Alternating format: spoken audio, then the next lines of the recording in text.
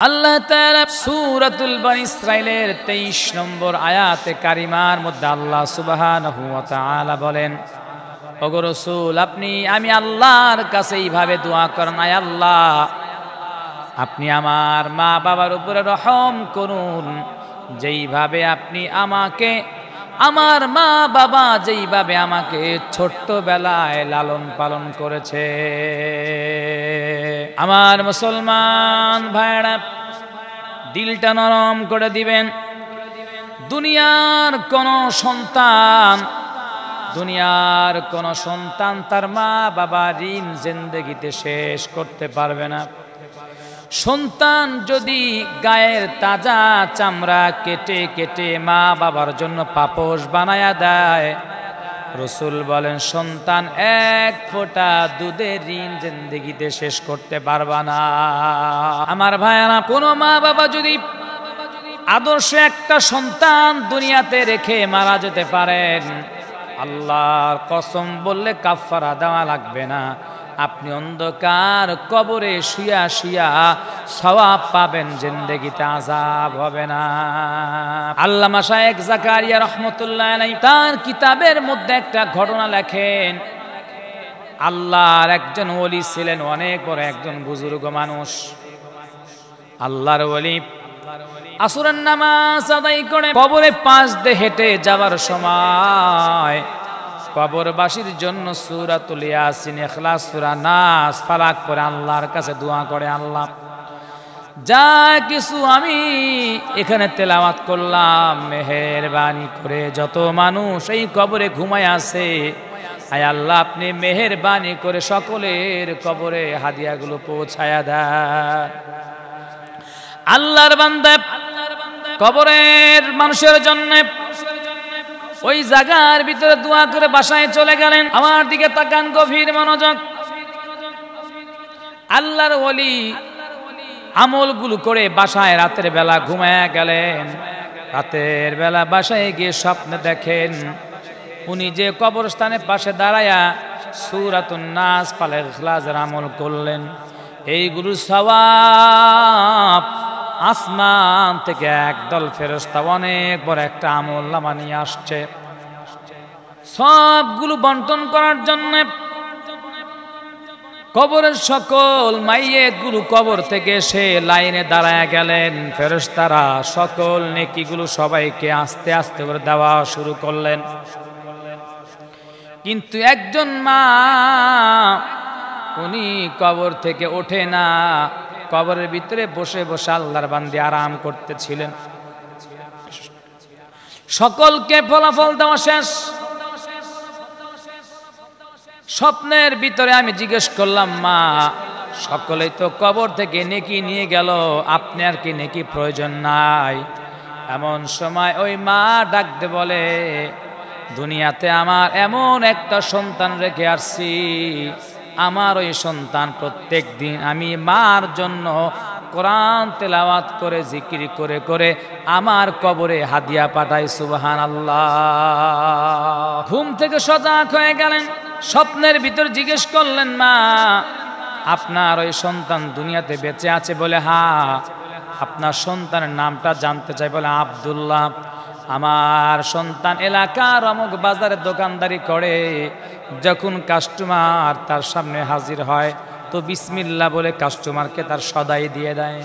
যখন কাস্টমার থাকে না, আল্লাহর কোরআন তার সামনে রাখা আছে, আল্লাহর কোরআনটা খুলে খুলে সে তেলাওয়াত করতে থাকে, আর ওই তেলাওয়াতের সওয়াব আমি মার কবরে আসতে থাকে। সুবহানাল্লাহ। এবার সকালবেলা আল্লাহর ওলি ঘুম থেকে উঠে নামাজ আদায় করলেন, ওই বাজারে চলে গেলেন।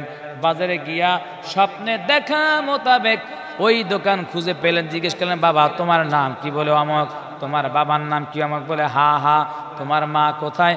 বলে আমার মা দুনিয়া থেকে বিদায় নিয়ে চলে গেছে। আল্লাহর ওলি ডাক দিয়ে বলে, শোনো, তোমার মার কবরে প্রত্যেকদিন সওয়াব যায়, তুমি যে প্রত্যেকদিন আল্লাহর কোরআন তেলাওয়াত করো, জিকির করো, দান খয়রাত করো, প্রত্যেক দিনের আমলগুলো তোমার মার কবরে হাদিয়া যায়। এই সন্তান জীবনে একটা দিন কখনো ইচ্ছা করে কোরআন তেলাওয়াত বন্ধ করবা না, জিকির বন্ধ করবা না, দান বন্ধ করবা না। বন্ধ করলে মার কবরে কষ্ট পেতে পারে। যুবক তখন ডাক দে বলো, হুজুর কথা দিলাম আমি আমার মার সুখের জন্য একটা দিন তেলাওয়াত ছাড়ব না। খিদমতে মা দর পেদার কুন সুবহ শাম, তাকে বাসি দরদ আলম নেকে নাম। আমার ভাইরা, এর কিছুদিন পরের ঘটনা, আল্লাহর ওলি আর একদিন কবরের পাশ দিয়ে যাবার সময় সূরা নাস, সূরা ফালাক, সূরা ইখলাস তেলাওয়াত করলেন, দরুদ তেলাওয়াত করলেন, আর বলে আল্লাহ তেলাওয়াতের সবগুলো কবরবাসী যে পৌঁছায় দাও। রাতের বেলা ঘুমায়া গেলেন, স্বপ্নে দেখা শুরু করলেন, আবার ওই রহমতের ফেরেশতা যারা নেকি বন্টনের কাজে নিয়োজিত আছে, নেকিগুলা নিয়া সকল কবরবাসীদেরকে ডাক দিলেন। ডাক দেওয়ার পর সকল মাইয়তগুলো কবর থেকে উঠে আসলো, সবাইকে নেকি দেওয়া শুরু করে দিলেন। এবার তাকে দেখে ওই মা, সেও কবর থেকে উঠে আসছে। আল্লাহু আকবার। সবার পিছনে দাঁড়ায় আছে। আল্লাহর ওলি স্বপ্নের ভিতর জিজ্ঞেস করে, মা তুমি তো এর আগে নেকি নাও নাই, আজকে আবার নেকি নেওয়ার জন্য আসলা। এবার ওই মা স্বপ্নের মধ্যে আল্লাহর ওলিকে ডাক দে বলে, বাবা আমার যেই সন্তান দুনিয়াতে আমার জন্য কোরআন তেলাওয়াত করতো, সওয়াব পাঠাইতো, গত 2 দিন আগে আমার ওই সন্তানটা দুনিয়া থেকে বিদায় নিয়ে চলে গেছে। আমার সন্তান দুনিয়া থেকে বিদায় নিয়ে চলে যাওয়ার কারণে আমার কবরে সব আশা বন্ধ হয়ে গেছে। এই জন্য আজকে আমি অন্যান্য ভাই বোনদের সাথে সওয়াব নেওয়ার জন্য লাইনে দাঁড়ায় গেছি। মৌত কাসিন কুল্লো নাসিং সারেবু, কবর বাইতিন কুল্লো নাসিম দাখিলু। এই জন্য আমি আমার মুসলমান মা বাবাদেরকে একটা অনুরোধ করে যাই গো মা, যদি সম্ভব হয় একটা সন্তানকে আল্লাহর কোরআনের হাফেজ বানাইতে পারো কিনা, একটা সন্তানকে আলেম বানাইতে পারো কিনা। সন্তান যদি তোমার আলেম হয়, হাফেজ হয় গো মা, ওরে বাবা আজকে দুনিয়ার সন্তান সম্পদের মায়া মোহাব্বতে পাগল হয়ে যায়। সন্তানকে যদি একটু সম্পদ কম দেওয়া হয়, মার সাথে কথা বলতে চায় না, বাবার সাথে কথা বলতে চায় না। সন্তানকে যদি আলেম বানাইতে পারো, হাফেজ বানাইতে পারো গো মা, আল্লাহর পয়গম্বর হাদিস প্রমাণ করে ওই সন্তান যতদিন দুনিয়ায় বেঁচে থাকবে মা বাবার জন্য দোয়া করবে, আপনি কবরে শুয়া শুয়া নিরাপদে থাকবেন। সুবহানাল্লাহ।